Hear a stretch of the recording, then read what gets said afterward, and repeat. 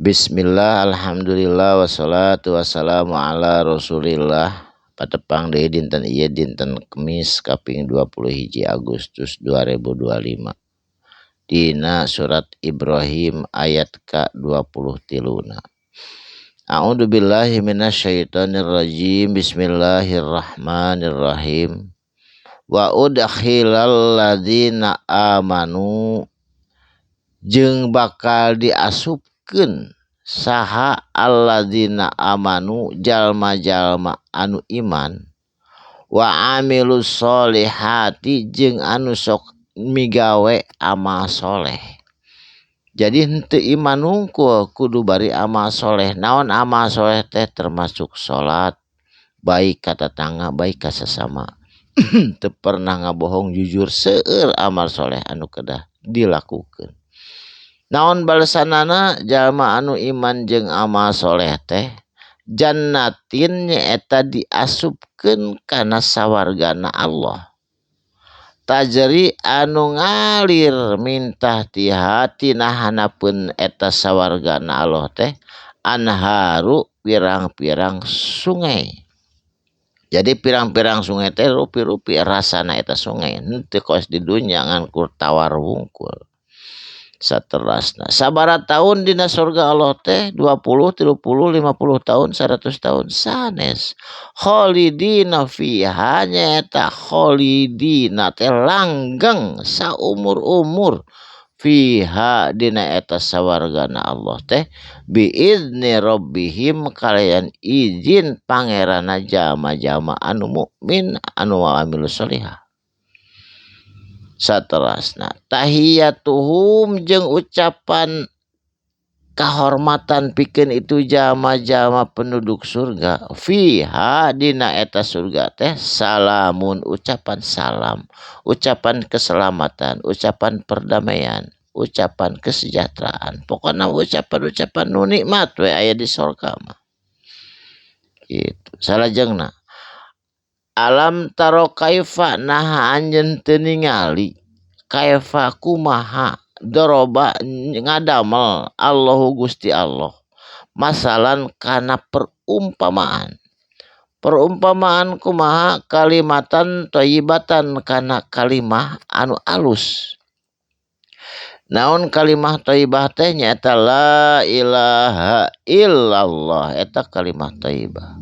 Lamun tos ngucapkeun kalimah thayyibah eta teh perumpamaana teh seperti kasajaratit thayyibah, seperti tangkal anu alus anu sehat, anu badag. Asluha sabitu eta akarna nyeceb kana taneuh. Wa paruha fis sama jeung itu daunna cabangna tangkaena menjulang fis sama ka langit. Jadi eta perumpamaan jalma-jalma anu ngucapkeun kalimah thayyibah. Tah kade saterusna. Tuti ngadatangkeun tina eta sajarah thayyibah teh tangka anu alus teh ukulaha pirang-pirang makanan bubuahan ha tina eta tangka. Kullahini dina saban-saban musim. Musim ieu buah mangga pinuh, buah rambutan seueur. Pokona ranum bari leubeut eta sajarah thayyibah nu kitu. Biidzni rabbiha kalayan izin pangeranna eta jalma-jalma. Saterusna wa yadribullaha jeung eta perumpamaan teh dijieun Allahu ku Gusti Allah.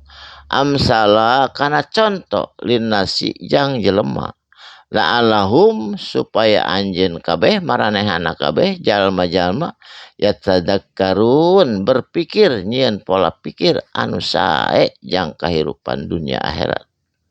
Saterusna wa masalu kalimatnya khabisatin jeung perumpamaan kalimah khabisah, kalimah anu jelek anu alim dikupingkeun, kalimah anu rancu teu enak didengar nyaeta eta teh kasajarati khabisati seperti hiji tangkal anu jelek.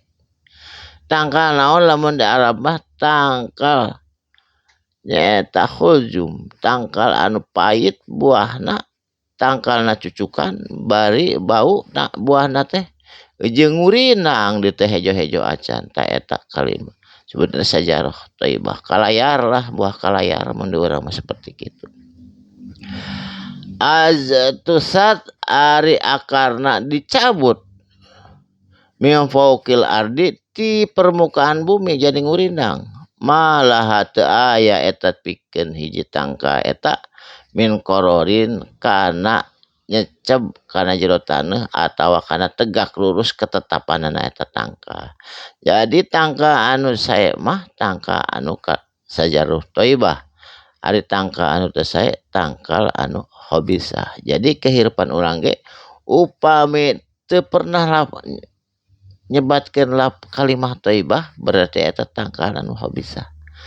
Kajenting kumaha urang saena ari teu ngalibatkeun kalimah thayyibah mah teu aya hartosna. Saena teh kanggo di dunia wungkul. Mudah-mudahan urang kalebet jami-jami anu resep kana maoskeun kalimah thayyibah nyaeta la ilaha illallah anu kadituna diteruskeun Muhammadur Rasulullah. Barakallahu li wa lakum. Mugi aya manfaatna dinten ieu. Kalayan insyaallah patepang di enjing dina gelombang anu sareng waktu anu sami. Shadaqallahul azim. Wassalamualaikum warahmatullahi wabarakatuh.